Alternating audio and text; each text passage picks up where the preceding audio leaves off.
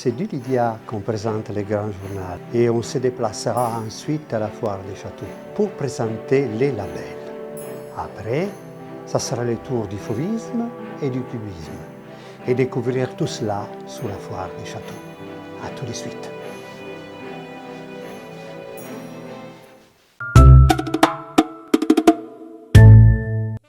De retour sur le plateau du Grand Journal, nous avons nos invités. Les labels, c'est quoi pour toi, Rémi? Aujourd'hui, le label, c'est devenu un outil fondamental pour la communication de notre profession. Il faut imaginer que nous avons une concurrence qui s'est regroupée autour d'un grand site, grande plateforme numérique qui s'appelle Interenchères, qui occupe tout le terrain. Notre profession d'antiquaire et de brocanteur doit absolument montrer qu'elle existe, qu'elle est présente.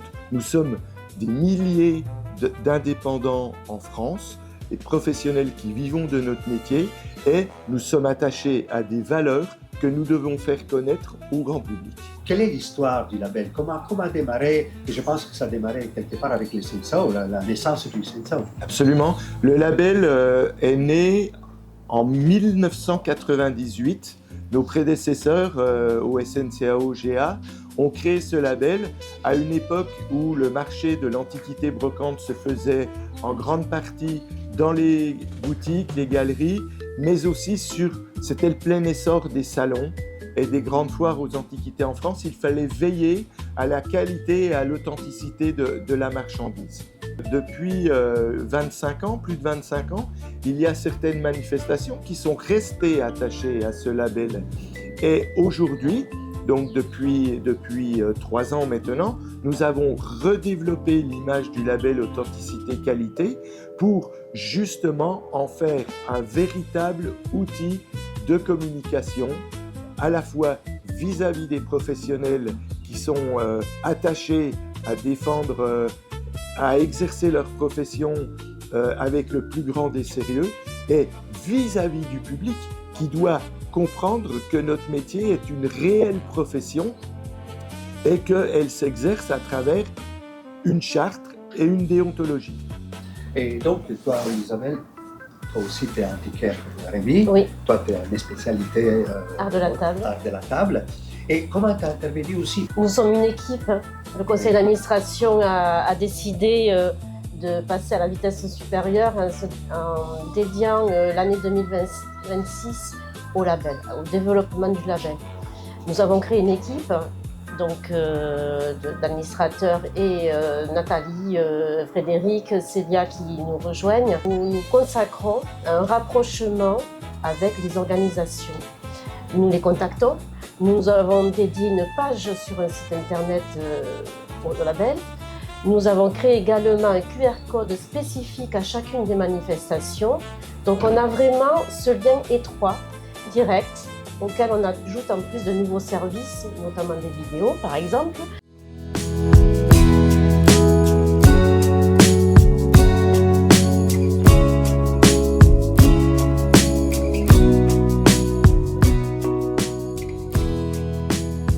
Nous sommes dans un lieu historique d'une très grande qualité qui réunit le patrimoine, la culture, l'histoire et finalement c'est un écrin fantastique pour réaliser un salon des antiquaires.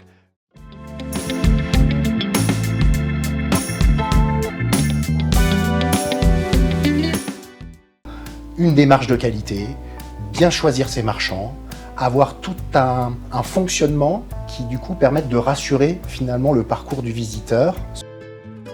Ce merveilleux salon de Quimper, le gros salon breton, labellisé évidemment comme chacun sait par le label qualité, authenticité délivré par le SNCAO-GA.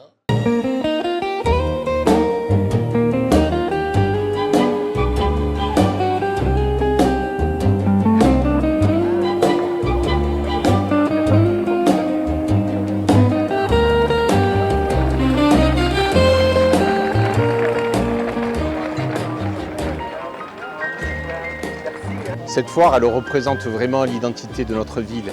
Elle a plus de 60 ans. C'est un rendez-vous 2 fois par an, à Pâques et pour le 15 août. Et c'est la fête de l'Isle-sur-la-Sorgue, c'est la fête des professionnels aussi de l'Antiquité brocante. exemple, ou des reportages dans Connaissance des Arts ou Figaro Magazine en particulier. Voilà. Oui, donc tout ça se développe de façon uniforme. Absolument. Et il y a pas mal de villes qui sont insérées dans ces choix qualitatifs. Il y a des manifestations labellisées dans toutes les grandes régions françaises. Il y a aussi des lieux professionnels emblématiques qui sont labellisés, des villages des antiquaires, en région parisienne, dans le sud de la France. Donc, ce label Authenticité Qualité, avec son nouveau logo, c'est la marque de référence qui doit être portée par chaque professionnel. Et comme le disait Isabelle, on se consacre cette année à développer une campagne d'information, de communication nationale avec les plus grands médias autour de ces manifestations et de ces lieux labellisés. Ça veut dire que les labels, qu'est-ce qu'il apporte aussi au client ou à l'acheteur? Alors c'est très important d'avoir ce label, autant pour l'organisateur que pour l'acheteur. L'organisateur, ça lui permet d'avoir une visibilité. Comme on vient de l'évoquer, avec un lien étroit avec le site internet de la SNCAO, on fait un partage de connaissances et d'informations. Pour l'acheteur, c'est une garantie d'acheter en toute tranquillité. Souvent, majoritairement, il y a un expert sur l'événement et il peut se référer à cet expert quand il a choisi un article pour être rassuré. Regarder la qualité, l'authenticité, avoir une facture par exemple. Il est serein. Et ça, c'est important pour nous de préserver ceci, d'avoir parmi nos exposants des gens qui proposent, comme dit le label, authenticité, qualité. Et l'acheteur, il reviendra, il est satisfait, il fera une publicité de bouche à oreille, comme on dit, c'est la meilleure de nos publicités. Et là, on va préserver nos manifestations. C'est vraiment une belle garantie. Et je pense que vous vouliez aussi développer de façon régionale les labels. C'est vraiment la base du travail. Absolument. Le label est destiné, comme on l'a dit, à tous les organisateurs qui vont s'engager et qui vont appeler leurs exposants à s'engager autour de la charte de qualité, de déontologie, c'est-à-dire autour du décret Marcus. Tous les organisateurs, tous les lieux, le label Authenticité Qualité doit devenir la marque de référence des professionnels de l'Antiquité et de la brocante partout en France. Ce qui est important, c'est que ce label s'adresse à tout type de manifestation. Mais il y a des déballages marchands, il y a également la foire de Château, par exemple, qui est une foire connue, mais il y a également des déballages plus modestes en nombre d'exposants. Néanmoins, ce sont des gens qui respectent cette éthique professionnelle et qui attirent un public occasionnel. Ça peut être une fois par an ou une mensuelle, par exemple, une manifestation, une brocante mensuelle. Ça s'adresse pas, c'est pas élitiste. Donc, on a de la qualité et du respect partout en France, quel que soit le type de manifestation. Moi, je pense qu'on a fait les tours. Ou tu veux rajouter quelque chose? J'ajouterais qu'actuellement, parmi les foires et les lieux labellisés, nous avons des villes en France dont le maire, la municipalité ont compris l'importance et la valeur de ce label. Des dirigeants locaux, des conseils départementaux aussi, qui ont compris l'intérêt culturel de ce label et qui souhaitent mettre en valeur à la fois leur lieu touristique et garantir le meilleur pour les touristes et leur clientèle. Cette liaison qui va nous permettre de passer à la bibliothèque, parce que là, des châteaux, on va partir à Collioure par la suite et on va parler des fauvismes et des cubismes. À tout de suite.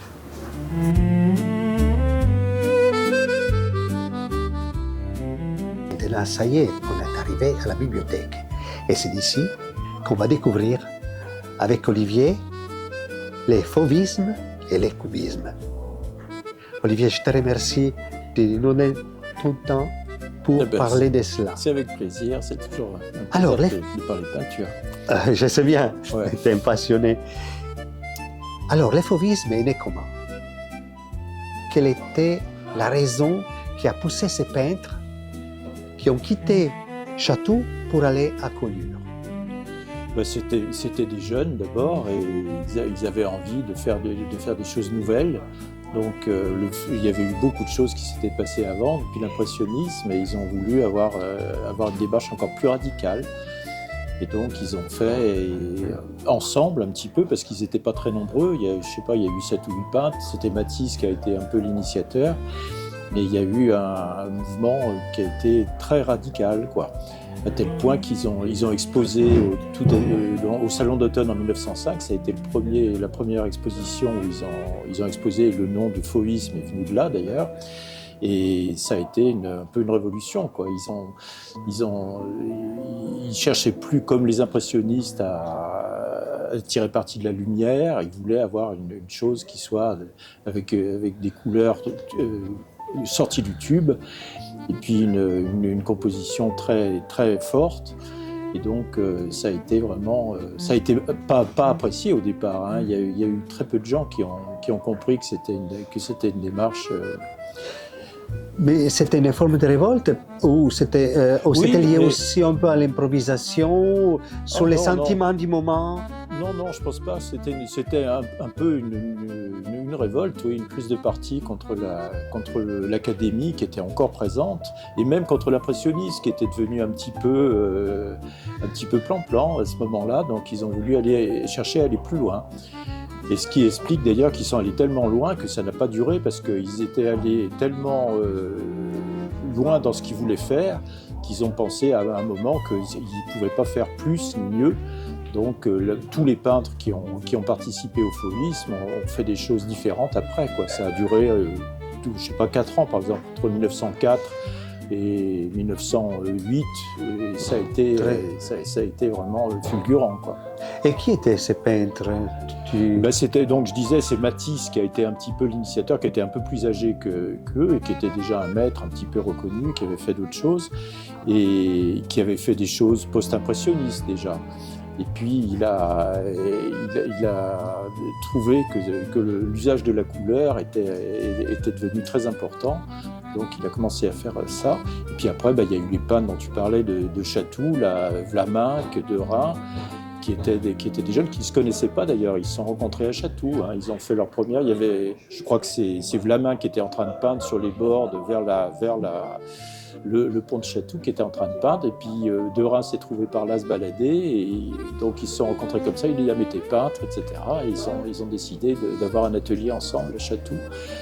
Mais j'ai lu quelque part aussi qu'il y a Apollinaire. Oui, Apollinaire, il écrivait des articles, il était critique d'art. Donc c'est un des premiers effectivement à avoir compris que c'était une chose importante. Il l'a fait aussi d'ailleurs un petit peu après pour le cubisme, parce qu'il a compris qu'il y avait quelque chose qui se passait, quoi. Qu'est-ce qu'ils ressentaient, ces peintres, selon toi, dans cette action? Ils accomplissaient quelque chose? Oui, mais je pense que surtout, ils ne cherchaient pas. La couleur, finalement, elle n'était plus réaliste, quoi. C'était pas comme les impressionnistes qui avaient cherché à détailler la lumière pour Monet, notamment, par exemple, pour les cathédrales de Rouen. Il a fait des tas de variantes à différentes heures de la journée. On voyait que c'est ça qui lui importait, alors que il mettait du rouge. Derain par exemple, quand il a fait des scènes à Londres, la Tamise était jaune, les arbres devenaient bleus ou violets, et c'était pas ça qui importait, quoi. Il voulait que ça soit radical, mais il y avait toujours une science très grande de la composition. Il y avait des toiles de ces années-là, de ces peintres, Vlaminck notamment et Derain, et qui sont vraiment magnifiques. On se comprend mal maintenant comment ils ont pu être rejetés à cette époque-là, parce que c'est vraiment... Oui, parce qu'effectivement, un grand nombre de personnes n'appréciaient pas du tout leur action, leur peinture. C'est pour ça qu'ils ont été, d'ailleurs, le terme de fauvisme vient de là, à l'exposition du Salon d'automne en 1905. Je crois que c'est un critique qui a parlé de... Il y avait une sculpture qui était exposée en même temps dans la salle où ils étaient exposés, qui était un petit marbre blanc assez classique. Et donc, il l'avait comparé à une sculpture de Donatello, le peintre de la Renaissance, et il avait dit c'est Donatello au milieu des fauves, quoi. Et donc, ça leur a plu à eux, et ils ont gardé, le terme de fauvisme a été gardé à cause de ça. Et donc là, on va faire un petit saut on va basculer vers le cubisme. Le cubisme est né comment? Alors, Est-ce que c'est une suite? Non, c'est pas une suite, mais c'est très proche, hein, parce que le cubisme, on peut dire que c'est né avec les Demoiselles d'Avignon de Picasso, qu'il a peint en 1907. Donc c'était juste après, presque en même temps. Enfin, ça continuait. Mais alors là, c'était pas du tout la même chose, hein. Ça a été vraiment un mouvement. Au contraire, les premiers tableaux cubistes de Picasso et de Braque étaient pratiquement sans couleur. Ils étaient dans des tonalités brunes, grises. C'est pas ça qui les intéresse. C'était vraiment la construction du tableau et puis une sorte de prémonition de l'abstraction, puisque c'était pas non plus réaliste. Il y avait un Oui, c'est vraiment la préhistoire de l'art. Ouais. Mais oui, parce que effectivement, je trouve ces premiers tableaux un peu tristes, un peu oui. même angoissants au niveau de Bien sûr. l'ambiance. Et c'était très intellectuel quand même. Oui, c'est ça. Il n'y avait pas ce côté fantasque du fauvisme, quoi, et joyeux. C'était plus du tout ça. C'était beaucoup plus réfléchi, c'était construit. À tel point qu'il y a des tableaux la première partie du cubisme, ça s'appelle le cubisme analytique, de Picasso et de Braque, qui sont... il faut vraiment être spécialiste pour pouvoir reconnaître l'un de l'autre, quoi. Ils ont peint en même temps des tableaux qui sont très très proches. Et il y a d'autres cubistes qui ont suivi Braque et Picasso? Bah oui, il y en a eu quand même pas mal. Et puis ça a eu une grande influence, encore peut-être plus que le fauvisme, parce que tous les peintres après n'ont pas pu ignorer le cubisme. Il y avait une telle force que ça a été, même dans les années 10, à partir de juste avant la Première Guerre, il y a eu beaucoup de peintres qui se sont ralliés à ça et qui ont fait des choses plus ou moins radicales, qui ont essayé justement d'amener des choses qui étaient un petit peu moins tristes, comme tu dis, tu vois, que ce qu'avaient fait Picasso et Braque. Mais je trouve que quand même, c'est une période où les figuratifs n'existaient pratiquement plus. Ben, c'était la limite. Les premiers abstraits, on dit que c'est Kandinsky, c'est 1910, une aquarelle de Kandinsky, et c'est pareil, c'était très proche, hein. Et Kandinsky, il a été influencé et par le fauvisme et par le cubisme.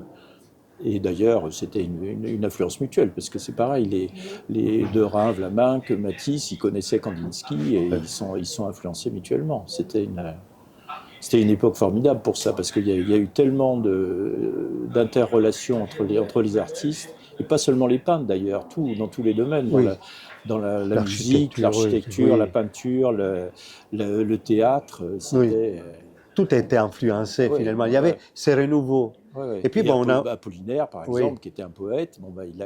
Il s'est intéressé à la peinture et il a ouvert sur des tas de choses autres que la peinture, quoi. Bon, Olivier, je pense que là, on va essayer d'aller voir quelques œuvres sur notre foire, en dehors des œuvres qu'on a déjà vu apparaître pendant notre discussion. Je pense qu'on ne verra pas sur la foire d'œuvres, pas chez nous en tout cas, d'œuvres proprement cubistes ou fauves, parce que c'est devenu complètement inaccessible. Oui, j'imagine. Mais quelques semblants. Oui, bien sûr. Il y a d'une part des peintures qui ont été influencées par ça, et puis il y a aussi ces peintres-là qui ont participé au fauvisme, par exemple, ou au cubisme. Ils ont pu faire d'autres choses après, qui ont une moindre valeur, disons, et c'était plus la même époque. Et donc, nous, par exemple, on a des fois des toiles, des tableaux de peintres qui ont été fauves, mais qui ne l'étaient plus. Oui, ils ont évolué. Dans les années un petit peu avant-guerre, ou même un peu après-guerre, parce qu'ils étaient tout jeunes. C'est des peintres qui sont nés à la fin du 19e. Donc, dans les années après-guerre, ils ont continué pour la plupart à travailler, quoi. Ils ont pu suivre quand même Très bien. Mais nous, on va y aller. On va se promener un petit peu. Et à tout de suite.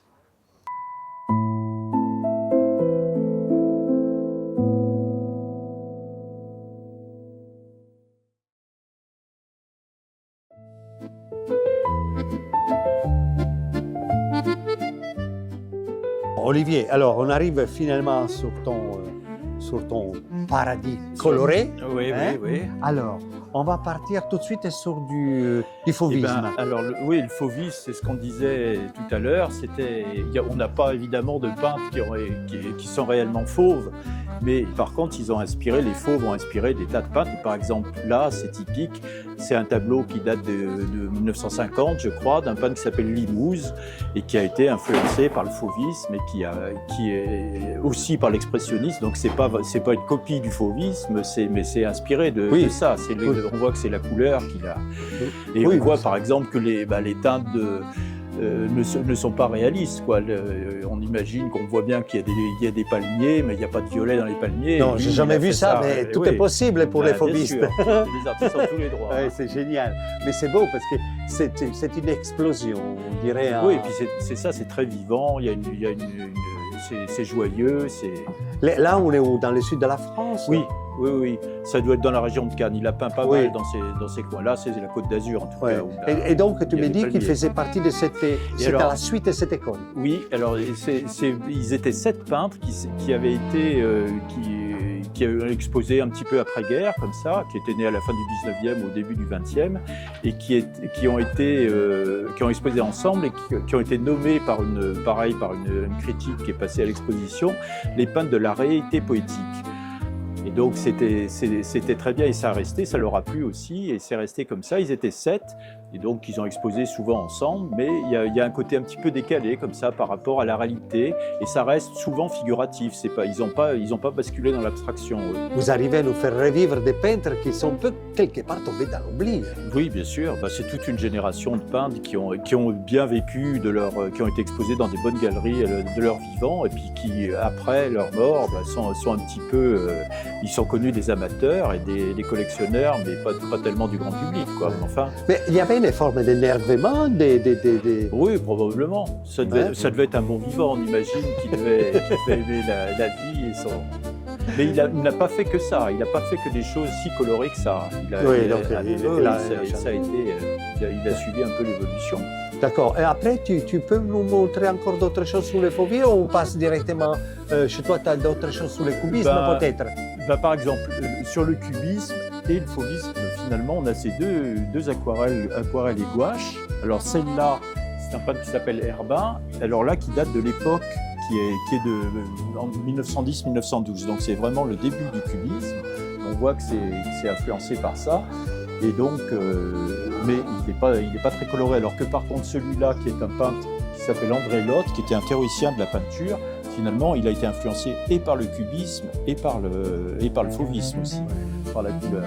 Mais lui, il est né en 1885, et il a été un fauviste de la première heure. Il y a des tableaux de 1900, au moment de la guerre, de la première guerre, dont il a fait partie. Pour les néophytes, quand tu me dis qu'il théorise, qu'il est un théoricien, ça veut dire quoi? Ça veut dire par exemple qu'il a écrit des bouquins, notamment sur je crois qu'il y en a un qui s'appelle Du cubisme, qu'il a écrit assez tôt, quoi, dans les années 20. Et donc il a essayé de faire un petit peu la synthèse des peintres cubistes qui avaient existé. Ouais. Et lui, il a été professeur en plus. Il a été professeur à Paris, à la Grande Chaumière. Par contre, il ne devait pas être très bon professeur parce que tous les peintres qui ont été étudiants chez lui, ils faisaient du sous-lot. Ça, c'est pas bon. Il n'a pas su transmettre. Il a transmis, mais trop bien. Ils ont trop fait un petit peu à sa manière.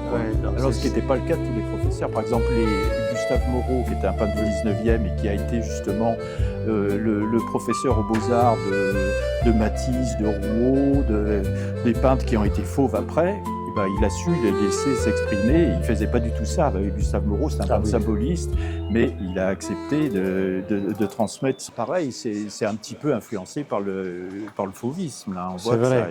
Même si là, il y a une semblance plus de l'été indien, donc du coup, mais c'est vrai qu'il n'y a pas de bleu.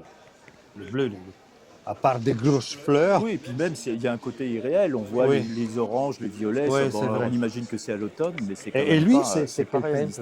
Lui, il s'appelle Charton. Il a été un peu le chef de file de l'école, ce qu'on appelle l'école de Murol, qui est un petit village en Auvergne, et il a fait un petit peu école. Il y a eu comme à Pont-Aven, il y a eu une petite école de peintres qui sont venus à la suite de lui. Et c'était une école intéressante. Il y a eu des peintres comme Zing, il y a Terlikowski, qui était un Polonais, qui sont venus et qui ont vécu à côté de Murol comme ça, et qui sont restés et qui ont peint ensemble. Dans la neige, avec leur chevalet, leur boîte de peinture. Je vois. Et à l'époque, c'était... Je vois, c'est la neige, tu me rappelles, avec la neige. je me rappelle de son nom, oui. Ouais, ouais. Mais là, c'est la lune, c'est sûr, c'est un paysage nocturne. Mais ça, c'est un tableau qui date de 1910 à peu près. Ah, Donc, oui, d'accord, donc pas loin, hein.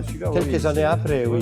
Et là, bon, il est forcément pas très coloré parce que c'est un paysage de nuit, mais là, finalement, il est assez proche du fauvisme. On va rencontrer quelqu'un qui a une petite histoire autour des infos. Ouais. C'est juste à côté. On y va comme ça, on va discuter avec elle. Okay. Il va nous raconter une petite histoire autour de cela.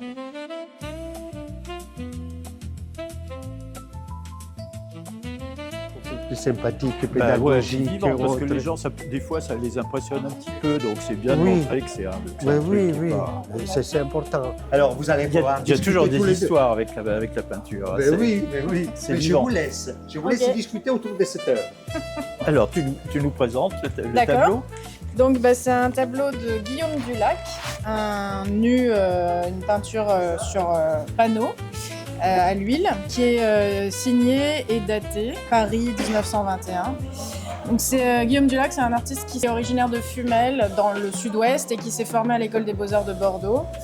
Et qui a fait carrière à Paris, qui a étudié ensuite avec Léon Bonnat à l'école des Beaux-Arts de Paris, avant de faire carrière dans un style complètement différent de ce que ses maîtres lui avaient appris, et qui a notamment exposé au Salon des Indépendants, au Salon d'automne, donc dans les salons du début du XXe siècle, qui montraient vraiment les nouvelles tendances stylistiques. Oui, qui n'étaient pas trop classiques. Qui n'étaient pas trop. Là, on n'est pas du tout dans le style de Léon Bonnat, mais plus dans la filiation des artistes, notamment fauves ou cubistes, parce qu'on voit que. Alors, c'est vrai qu'il y a un dessin qui, quelque part, le rapproche quand même reste figuratif, de l'académisme, mais ensuite, c'est très enlevé, c'est peint en grande masse et avec des couleurs. En fait, c'était quelqu'un qui a eu une carrière où on a beaucoup vanté ses talents de coloriste. Et c'est très représentatif de son œuvre parce qu'il utilisait beaucoup ce genre de vert émeraude, de bleu outre-mer et de rouge vermillon très fort, de manière quand même assez talentueuse. Parce qu'en utilisant... c'est bien envoyé, quoi. Voilà. Il y a un côté libre, quoi, de la facture. Il y a un côté très spontané, c'est ce qui m'a plu dans cette œuvre, ce côté très enlevé. Et alors que le sujet est académique, le tableau ne l'est pas. Exactement. Et donc c'est un peintre qui s'est fait connaître pour ses paysages, mais aussi pour ses natures mortes et ses nus. Voilà. Et on en connaît quelques-uns dans cette veine-là, avec ce même genre de tonalité. Très bien. C'est parfait. Moi je pense, Olivier, viens à côté de moi, parce qu'on va quitter notre public qui nous a suivis jusqu'à là. Ouais. Nous, on est très contents de vous accueillir à la Foire des Châteaux pour découvrir ces personnages, les œuvres qu'ils présentent. Donc, maintenant, je dis la formule traditionnelle, abonnez-vous, likez, etc. Et c'est surtout venez à la Foire des Châteaux, parce que vous allez découvrir des choses magnifiques. Et sur cela, on vous dit au revoir. Au revoir.